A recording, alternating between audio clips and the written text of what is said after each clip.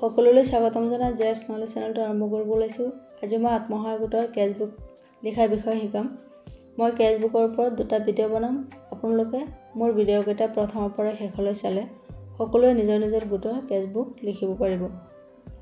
ইয়াত মই ছেপ্টেম্বৰ মাহৰ 2024 চনৰ এটা কেছবুকৰ বিষয়ে আজি আলোচনা কৰিম। মই প্ৰথম প্ৰাৰম্ভিক জমা লিখিলোঁ। প্ৰাৰম্ভিক জমাত মই যোৱা মাহৰ শেষ জমাটো প্ৰথমতে লিখি ল'ম। যোৱা মাহৰ শেষ জমাত আমাৰ আছিলে কেছৰ ঘৰত আছিলে 1500 টকা, বেংকত আছিলে 5200 টকা আৰু টোটেলত আছিলে 6700 টকা। আমি প্ৰথম কেছ আৰু বেংক যোগ কৰি যেটো পাম সেইটো আমি টোটেলত লিখি ল'ম। ইয়াত প্ৰথম আছে 1 তাৰিখ 9 মাহ 2024 প্ৰথম বেংকৰ পৰা সুদ পালোঁ 53 টকা। 53 টকাটো প্ৰথম বেংকত লিখিলোঁ, তাৰপিছত কেছত লিখিলোঁ।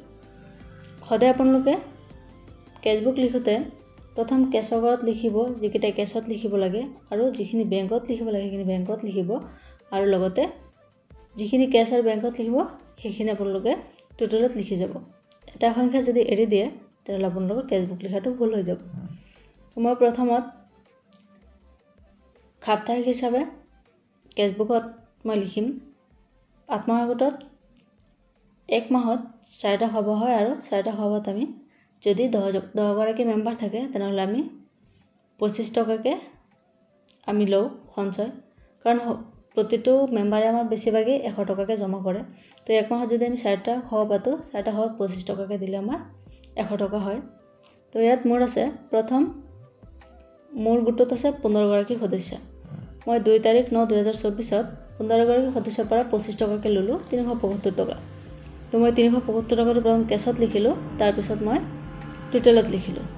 এনেকৈ মোৰ দ্বিতীয় সপ্তাহতো একেই 375 টকা ল'লোঁ কেছ আৰু টোটেলত লিখিলোঁ।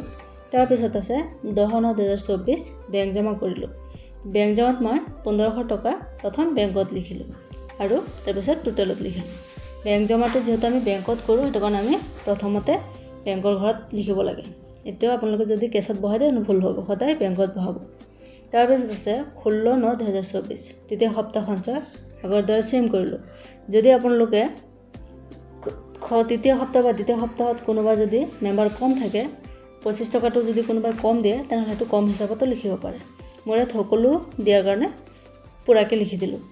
তাৰপিছত আছে 24/9/2024 চতুৰ্থ সপ্তাহ সঞ্চয় আমি আগৰ নিচিনাই 375 টকাকৈ লিখিলোঁ। তাৰপিছত আছে ব্যয় বৰঙণি। প্ৰতিটো গোটেই ব্যয় বৰঙণি 10 টকাকৈ দিয়ে, প্ৰতিটো গোটৰ মেম্বাৰ 10 টকাকৈ দিয়ে। মোৰ ইয়াত 10 টকাকৈ 15 গৰাকী মেম্বাৰে দিলে 150 টকা। মই 150 টকাটো প্ৰথম কেছত তাৰপিছত মই টোটেলত লিখিলোঁ। তাৰপিছত আছে সৰ্বমুঠ জমা। সৰ্বমুঠ জমাত মই প্ৰথমতে কেছৰ ঘৰত যিখিনি লিখিছিলোঁ সেই গোটেইখিনি যোগ কৰি পেলাই যিমান হ'ব সেইটো মই সৰ্বমুঠ জমাত লিখিম। মোৰ ইয়াত প্ৰথম আছে 1500 টকা, তাৰপিছত 4টা সপ্তাহত 375 টকাকৈ জমা কৰিলোঁ, তাৰপিছত আছিলে 150 টকা। এই গোটেইখিনি যোগ কৰি মোৰ ওলাল 3150 টকা। এইখিনি মই সৰ্বমুঠ জমাত কেছৰ ঘৰত লিখিলোঁ। তাৰপিছত মোৰ বেংকত আছিলে 5200 টকা, তাৰপিছত পালোঁ 53 টকা বেংকৰ সুদ আৰু 1500 টকা আমি বেংকত জমা কৰিছিলোঁ। এইখিনি মিলাই আমাৰ হ'ল 6753 টকা। তো এইটো মই সৰ্বমুঠ জমাত বেংকৰ ঘৰত লিখিলোঁ। তাৰপিছত আছে টোটেল। এতিয়া মই টোটেলত এফালে মোৰ টোটেলৰ ঘৰত যিখিনি টকা আছিলে এই গোটেইখিনি টকা যোগ কৰি পেলাই মই টোটেলৰ ঘৰত পালোঁ 9903 টকা। আপোনালোকে যদি কেছ আৰু বেংক যোগ কৰে তেতিয়াও টোটেলৰ ঘৰত একেই ওলাব। তাৰপিছত আমি যাম খৰচত। প্ৰথম আমি নগদখিনিহে লিখিছিলোঁ, এতিয়া আমি যাম খৰচত। কি খৰচ কৰিলোঁ মাহটোত সেইটো হিচাপ কৰিম। মোৰ খৰচ আছে প্ৰথম মই 10 তাৰিখ 9 মাহ 2024 বেংক জমা কৰিছিলোঁ 1500 টকা। 1500 টকাটো মোৰ হাতৰ পৰা বেংকত জমা হৈছিলে, সেইটো কাৰণে মই খৰচৰ ঘৰত প্ৰথম কেছত 1500 টকাটো লিখিম।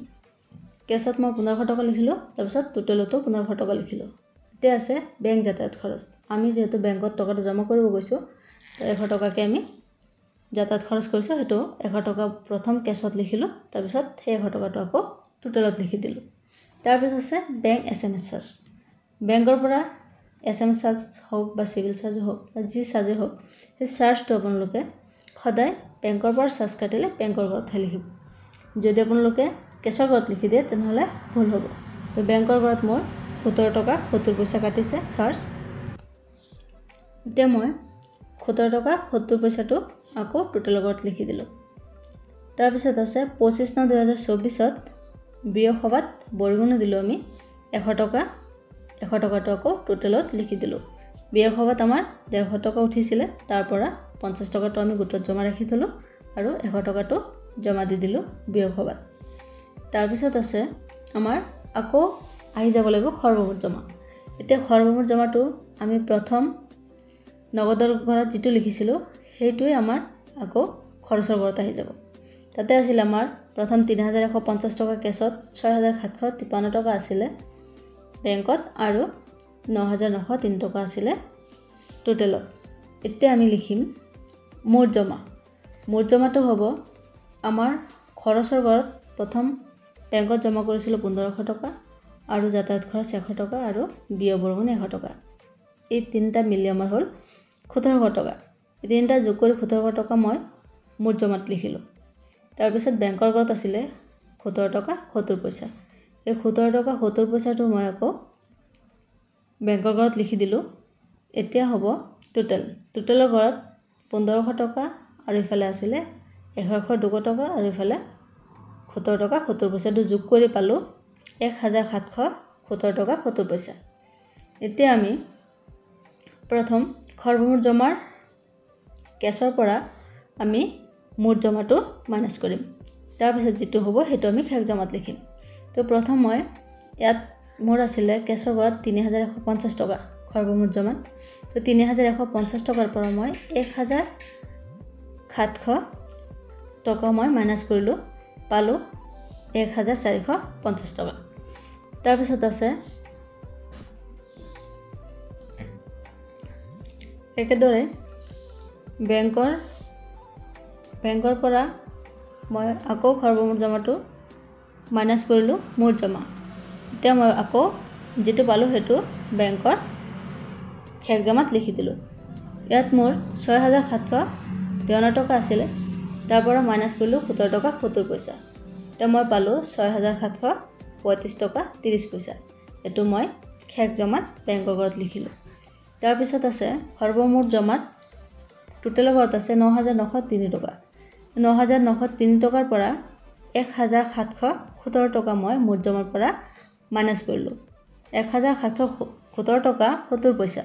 তো মাইনাছ কৰি পালোঁ 8185 টকা 30 পইচা। শেষ জমাৰ পৰা মোৰ কেছৰ ঘৰত 1450 টকা আছে। এই 1450 টকা আৰু বেংকৰ 6735 টকা যোগ কৰিলে 6735 টকা 30 পইচা যোগ কৰিলে হ'ব 8185 টকা 30 পইচা। তাৰমানে আমাৰ সৰ্বমুঠ জমা আৰু মুঠ জমাৰ মাইনাছ কৰি যিটো পাওঁ শেষ জমাৰ কেছৰ গড় আৰু বেংকৰ গড় যোগ কৰি একে হ'ব লাগিব, তেতিয়াহে আপোনাৰ কেছবুকটো লিখা শুদ্ধ হ'ব। আপোনালোকে আকৌ নেক্সট মাহৰ কেছবুক লিখিবলৈ হ'লে শেষ জমাৰ পৰা আৰম্ভ কৰিব লাগিব। আমাৰ শেষ জমাত ইয়াত আগৰ মাহত যিটো থাকিব সেইটো আমাৰ নেক্সট মাহত প্ৰথম প্ৰাৰম্ভিক জমাত লিখি আকৌ কেছবুকটো আৰম্ভ কৰিব লাগিব।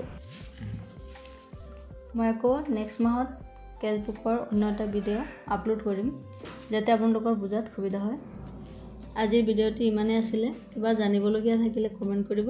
লগতে মোৰ ভিডিঅ'টো ভাল লাগিলে লাইক, শ্বেয়াৰ আৰু ছাবস্ক্ৰাইব কৰিব।